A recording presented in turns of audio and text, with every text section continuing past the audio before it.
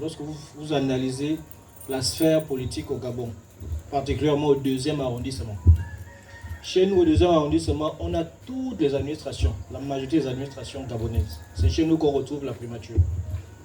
C'est chez nous qu'on retrouve le Sénat, l'Assemblée nationale, le ministère des Eaux et Forêts, même le supermarché, Mbolo, fonction publique, les mines. Mais ce que je ne comprends pas, c'est que nous sommes les oubliés. C'est-à-dire le cœur même de l'administration gabonaise se trouve chez nous, mais c'est chez nous qu'on retrouve toutes les traces de précarité. Et d'autres personnes bénéficient de ça. Et en tournant, on s'est rendu compte que beaucoup de personnes ont pour habitude de dire que c'est la faute de l'État. Mais nous, en tant que jeunes conscients, on s'est dit il y a un problème. On ne peut pas rejeter le tort sur une seule personne. Et la vérité, c'est d'abord nous. Les choix des hommes politiques qu'on a toujours mis en avant. Nos porte-étendards. Toutes ces personnes-là qui ont toujours porté le flambeau du 2e arrondissement. Et aujourd'hui, on voit les conséquences. Nous avons une situation actuelle. Ce sont les déguerpis.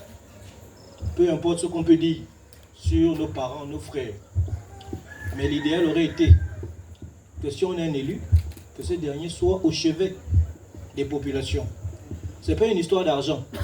Mais le fait de savoir que celui qui nous représente au Parlement, nos élus, ils sont proches de nous, ils nous rassurent par des mots doux, tout en essayant de trouver des solutions avec nous, c'est apaisant.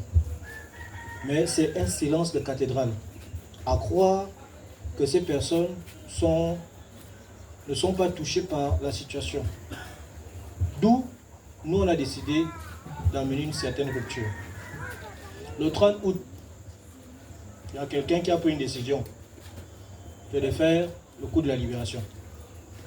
Mais le coup de la libération, là, ça ne doit pas seulement se limiter au niveau de l'exécutif, même au niveau du 2e arrondissement. En ce qui concerne nos élus, il doit également avoir une réforme profonde.